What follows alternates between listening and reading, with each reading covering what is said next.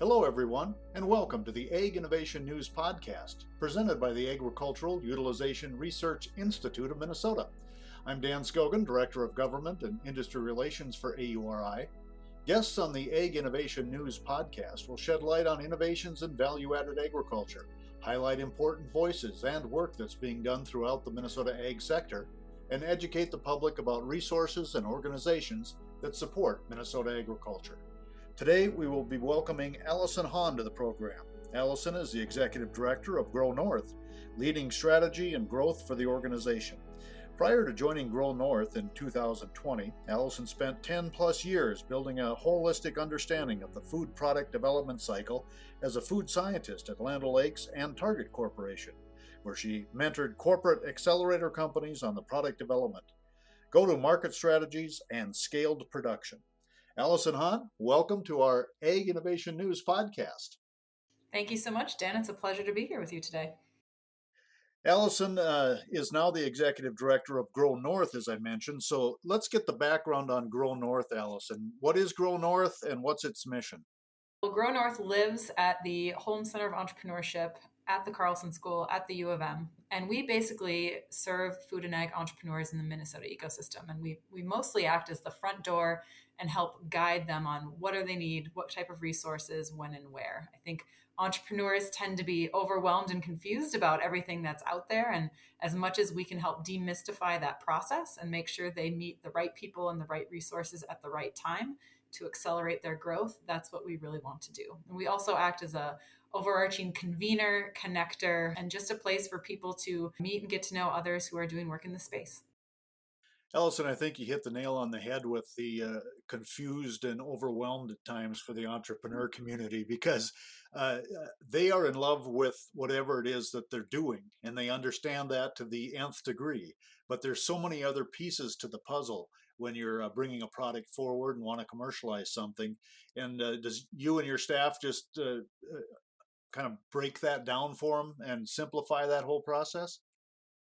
Yeah, we do that in a couple of different ways. So, I personally meet with over 100 entrepreneurs a year where I sit down and say, okay, who are you? What's your product? What are you doing? What stage are you at? Because people will come to us who are just in farmers markets, ready to, try and get into retail for the first time, or they're in, 1,000 doors of grocery retailers and they're now trying to scale and find a co-manufacturer to expand their reach. And so meeting with them and understanding what they need. And then we have a resource database on our website. I, have the mental mind map of who does what in our ecosystem. And we're actually working on some tools that will be launched at the end of this year that will help pull some of that out of my mind and onto the website so people can kind of self-guide a little bit. And then I can focus on making key, warm introductions to folks that they need to. And this is a really critical piece, especially when they're starting to fundraise and they need to get connections to investors. So we want to make sure that we, don't waste people's time and they get to the right place at the right time. Yeah, great tool to have. How large a staff are you working with? We have our sister organization, so the Minnesota Cup, which just had their awards this past Monday, and MinCore, which is a little more inward focused at the U. And we have some support staff, just a couple of people internally. But the big news, which I know we're going to cover later, is around an expansion we're doing where I will have a working board supporting the work that we do. So we'll get more people directly involved in the programming and what we do. Nice. And of course, more on that later, because right now we want to talk a little bit about Food Ag Ideas Week, which is right around the corner. What's that all about? Food Ag Ideas Week is the ultimate convening moment for the ecosystem. So it originally started a number of years ago and ended up being a spin out from Twin City Startup Week. They had a food and ag track and realized that, folks who were really interested in that content wanted to immerse themselves in it. And that one day was just, it was not enough. There was so much that could be shared, so much that could be done. And so it was spun out and it is now a multi-day series of events. So this year, it's October 3rd through 6th. The 3rd and 4th are the heavy content days. So we will have 10 to 15 sessions in person at the Science Museum of Minnesota, along with a lunch table talk session and a market of local makers that will be there showing off their wares. And then that evening, we have two major events happening. One is Techstars Farm to Fork, which we partner with every year. So their demo day is that evening. And then we actually have a launch party for Naturally Minnesota, which is our evolution story, and a pitch slam. And we're excited because the winner of that pitch slam will get to compete nationally in 2023 with all the other national winners of their affiliates. And those people are competing for over $30,000 in, cash and in-kind prizes. So excellent opportunity for people to, come celebrate, eat, drink, be merry. And then over the course of the rest of the week, we have a number of other events and experiences. So AURI, one of our close partners, is doing an event. The Good Acre is doing an event. We have some indoor ag farm tours happening. We do have a private investor summit where we bring in investors, and we're meeting with the Farm to Fork cohort. And then on Thursday, our finale event is a happy hour with tours of Synopta's new headquarters in Eden Prairie. So tons of opportunity to connect, hear some of the most cutting edge topics, and just, have some fun and experiences with everyone else in the food and ag industry here. And I would just encourage people not to be overwhelmed by the many moving parts in Food Ag Ideas Week. There is a lot of great information out there, and you just need to kind of schedule your week to absorb as much of it as possible. Yep. And we do have a virtual only option. So if you're, if you say, what, I can't attend in person, but I still want to tune into some sessions, you can do that.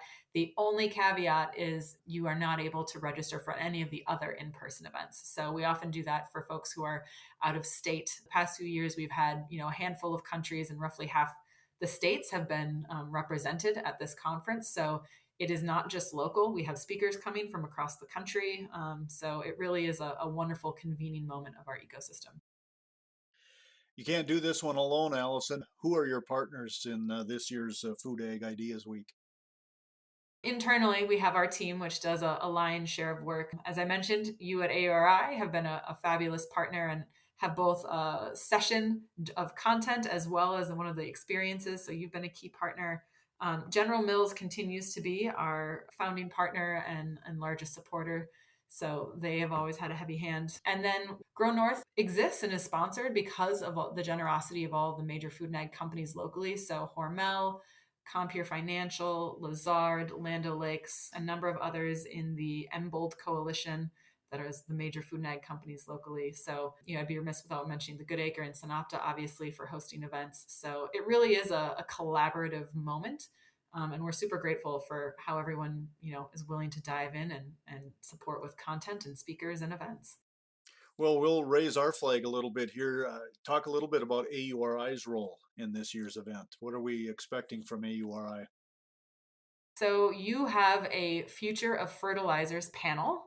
So we're looking forward to having a cross section of that, of people from within the ecosystem. I believe CGC, OCP, which is a fertilizer company based out of Morocco, and a number of others are on that. And then you also have your AURI Connect session on Wednesday. So that's Fields of Innovation, highlighting Minnesota's diverse ag ingredient supply chain. So I know there's a speakers and lunch included in that. So, for folks registering, that's a don't miss event. So excited to have your presence on both of those. Allison, you work with these entrepreneurs all the time and try to make these business connections and point them in the right direction. So, when you look at the agenda for this year, what are some things that you'd like to highlight that you think our listeners should be aware of? The theme of the conference this year is the interconnectedness of the global food supply with a focus on sustainability. So Cargill's doing our keynote, so we're excited to have them. We do have a session on the future of food security, which I think is just really relevant coming out of COVID and knowing that, in Minnesota, although there are many wonderful things, there are some deep inequities here in access. So excited to hear that panel. We do have another plenary session around the future of food and how climate change is reshaping the global landscape. And that one's led by Future IQ. And that will have a little bit of a focus on Minnesota as well. We're unique in that we have a significant portion of the world's fresh water supply. And, with trends in temperature in 50 years, we will be one of the few spots in North America and heading north into Canada that will be, set up still for really great agriculture. So that one I think will just be really interesting. And then from a CPG focus, we do have an education workshop on cannabis in the food and beverage industry.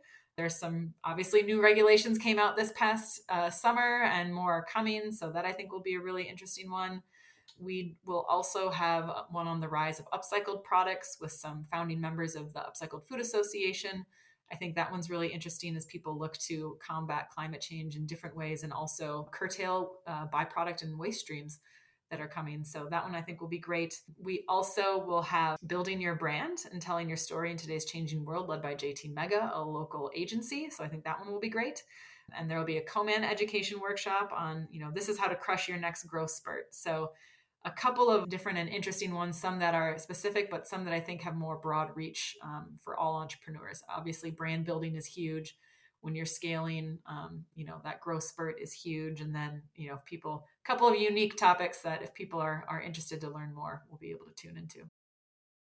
I'm sure you and your staff have expectations from this year's program, but what can the general public or those who are just coming through, what kind of expectations can they have? What do you see them learning or seeing or understanding maybe for the first time? Like all conferences, you're coming to, learn some new information, hopefully get some insights that can be applied back to your work or to your community or your own ecosystem. The connectivity piece, I think one thing people really missed through COVID were those serendipitous connections that happen, right? You happen to sit down next to this person at lunch or you're waiting in line for something and you just strike up a conversation. And, Minnesotans sometimes are notoriously self-contained. And I would just encourage people to go in with an open mind and try and meet as many people as you can. This is a unique cross section of the ecosystem. As we're preparing all of the sessions and the speakers, everyone asks, who's the audience? I really want to make sure we tailor it correctly. And the hard answer is the audience is everyone. It's industry folks, it's entrepreneurs, it's investors, it's lawyers, it's professors and students, it's government folks, it's nonprofit folks, it's agency providers for marketing and ad and everything in between. And so you never know who you're going to meet. And I think the excitement of being able to connect and feel that energy coming out of, everyone being independent and working solo is what I'm hopeful people will feel and will contribute to that. Community is made up of individuals, and unless people show up and participate, you don't have a robust, thriving ecosystem. So we're really excited to be back in person and see everyone face to face. Well, the key is to get them registered. How do they do that? So you can go to the Grow North website at the Carlson School. You can go to foodagagideas, all one word.com. We have posted it on all of our socials. So if you follow us on LinkedIn or Instagram or Facebook, you should be able to find links there. We had an article in the Strib last week from Brooks Johnson talking about our evolution. So there was info in that as well. But yeah, I mean, it's a week and a half out, so it's not too late. We always have a rush last minute. That is the nature of humanity. So, from now until then. And you can pretty much register right up until the time of the events. You can register on site that entire week. We will be recording all of the sessions. So if you're unable to attend or you have meetings or other conflicts, all of the sessions will be recorded and on the Attendee Hub website. So you do have to register to get access, but they will be there. And we do have concurrent sessions this year. So we tried to make it pretty obvious if it'd be this or that. But if you're like, you know what, both of these are super interesting, you'll be able to catch the other one on the website after the fact.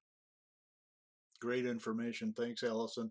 You're listening to the Ag Innovation News Podcast, and we're visiting today with Allison Hohn. Allison is the Executive Director of Grow North, soon to be Naturally Minnesota, and we're going to talk more about that here in just a few minutes. But Allison, before we turn the page to the news that we have today, are there future events at Grow North that you want to share with listeners?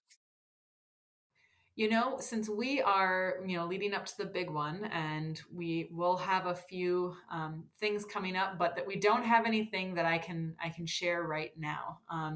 With our evolution, there will be more opportunities to engage in some unique and different events coming up. But I'm gonna leave everyone in suspense. You're gonna have to tune in, become a member, get involved, and we'll have more coming out this fall.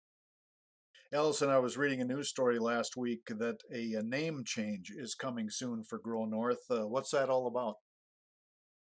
Yes. So the exciting news is we are joining the Naturally Network. So The Naturally Network was started in Boulder with Naturally Boulder 17 years ago, and it was all about supporting entrepreneurs in the natural product space and how to accelerate their business. And actually, when they stood up Grow North, they went and visited them and basically said, "How do you start, an ecosystem support organization?" And when you look at what they do and what we do, we basically stole their playbook. So we kind of copy pasted Venn diagram of a circle in what we do, and they've been growing. So the Naturally Network now has 8 affiliates across the country in New York, Chicago, Boulder, Austin, San Diego, LA, and 2 in the Bay Area, and have been increasing their reach nationally. And this year, we are their 9th affiliate. So we will be evolving to become Naturally Minnesota, and Grow North will remain as an initiative of it. So that branding and efforts are not going away. It's just being tucked underneath, and we are continuing to live at the University of Minnesota. So that's not changing. And I basically am telling people, what we're doing isn't changing. How we're doing it is getting bigger and better. So the access that we're getting to additional programming and resources, the broader connectivity we have with all of those other major hubs across the country. If we have entrepreneurs who say, I want to get into the Texas market, well, great. We can make warm introductions to the brokers, retailers, and distributors they're going to need to know to do that. So I'm really excited about the, hopefully escape velocity this will provide for some of our entrepreneurs and just elevating the Minnesota ecosystem. I mean, this is a chance for us to lead the country and some of the great work we have here. And I know one thing they're really excited about is we have deep agricultural roots here. I mean, I know that's the impetus behind this podcast. And so we're excited to kind of bring to them, here's what the work that's happening here, here's how we can lead, and share those best practices and share that work in a way where we can, they can learn from us as much as we can learn from them. And what do you see Grow North changing, if anything, I guess?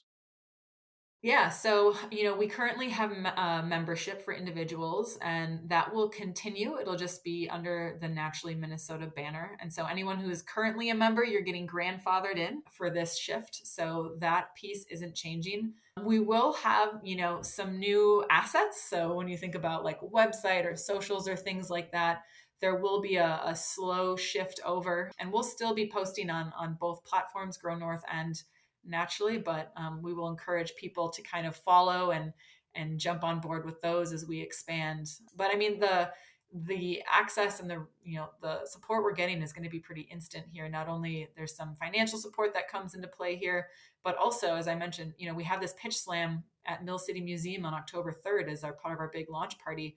That winner will get to compete with the winners from all the other affiliates across the country, and we'll get a booth at Expo East next year, and a stipend for travel. And so the immediate exposure our brands are going to get as being a part of this ecosystem will be huge. So I'm really excited about everything this means for our ecosystem. I was going to say this has got to be exciting for Grow North and the people that have been working with Grow North. Yes, I will certainly give credit due to Lauren Pradon, my predecessor, who stood up Grow North. She did an incredible job of getting the cadence, the types of programming, and everything organized. And, I think there was always the, if the time is right, if it makes sense, there is this opportunity. And it is a credit to the team and to all of our partners who are excited about doing this. As part of joining, we have put together a board, and it's a working board. So there's a number of individuals who are committed to supporting this ecosystem and committed to being involved. And we have 5 committees, and the amount of work and quality of work, I think, will only continue to improve as we onboard and get settled into this new situation. So did Grow North pursue this change, or were you recruited? I would say it was a little bit of both. It was one of those where we knew they were expanding, but we were recruited in a sense. They knew we had a really robust established ecosystem. They knew we had differentiated things to offer from their other affiliates. And so, we had numerous early conversations with the leadership talking about, what does this mean? What does it look like? And frankly, we were very candid about wanting to remain at the U and maintain Grow North branding for some of it, just because we have built this locally, right? It's been a labor of love with the ecosystem, and we didn't want to abandon people or have them confused about what does this mean. So we're excited that we're able to push this across the goal line, and I think it's only going to be bigger and better things. And a unique aspect is We are Naturally Minnesota. Every other affiliate is Naturally plus a city. And we did that purposely, partially because population comparity, but also because Grow North has been here to serve the entire ecosystem across the state and even surrounding states. And we didn't want to lose that focus. We wanted everyone to feel welcome, to feel engaged, and to not have it be like, oh, this is just Minneapolis, St. Paul. It's not for me. We wanted to really make sure we kept that openness and equity for everyone across the state. So that is part of the reason our naming is Naturally Minnesota and not Naturally Minneapolis, St. Paul. Nice. And I was just curious also when the transition is supposed to be completely done. When do you become Naturally Minnesota? Do you know yet? Because of FAI and planning, we are going to be building assets like website and getting all of their systems integrated in the next 3 to 6 months. We'll probably be leading with Naturally Minnesota branding on certain events here the rest of the fall. And then starting in 2023, I think that will be where we'll hopefully start anew and getting that transition complete.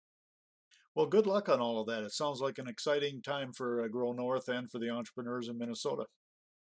It is. I hope it's been challenging coming out of COVID where people have been so heads down and frankly trying to survive, right? When you have kids at home and partners at home and trying to deal with everything, coming into the universe.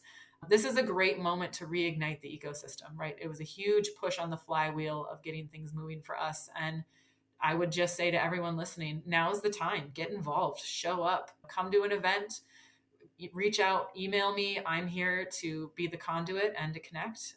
And yeah, I would, now's the time. Get on the train. We're going. Or as for a U of M reference, get on the boat. We're rowing.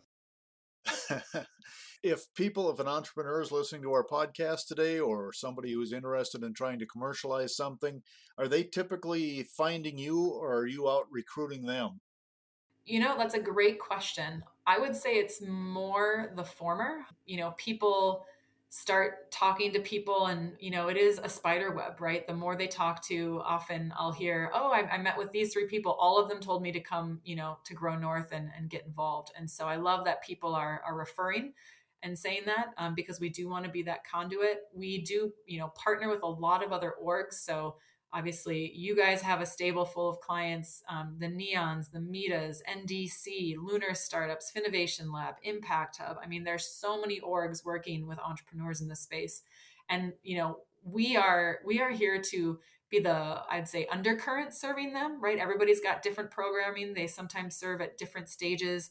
And, we're here to help everybody. So it may be like, yeah, they're a client for you now, and they might be a client for someone else later. But if we can be that, convener and the ecosystem builder for connectivity, that's what we want to do. We're here to be that undertone.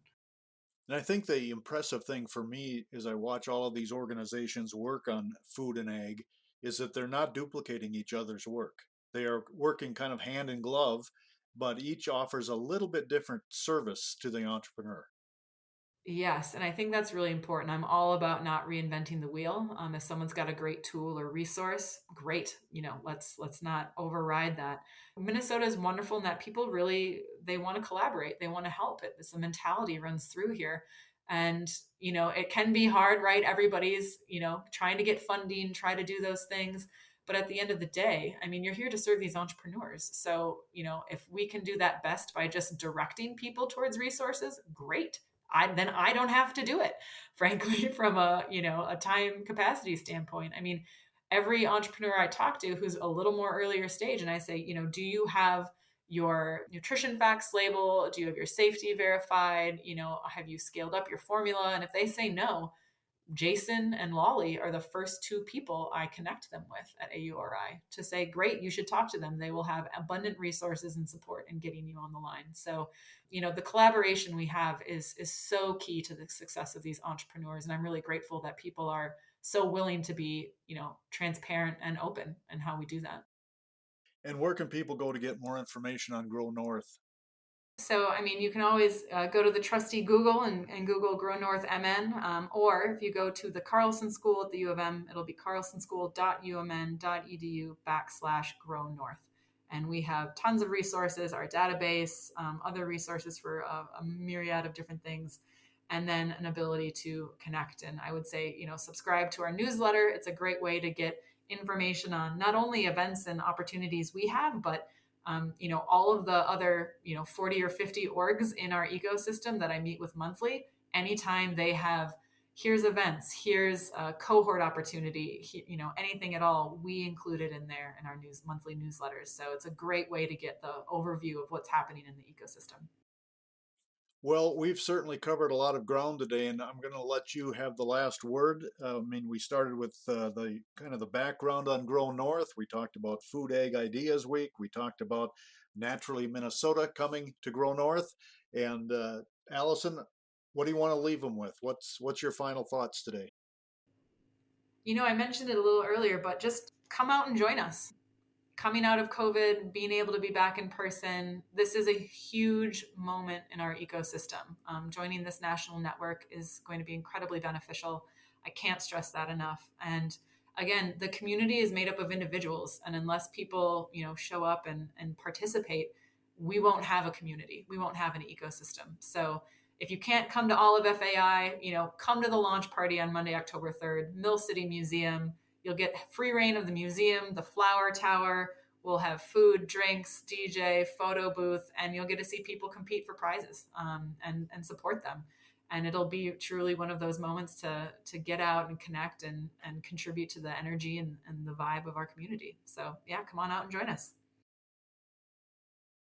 All good stuff. We've been visiting today with Allison Hohn, the Executive Director of Grow North, soon to be Naturally Minnesota.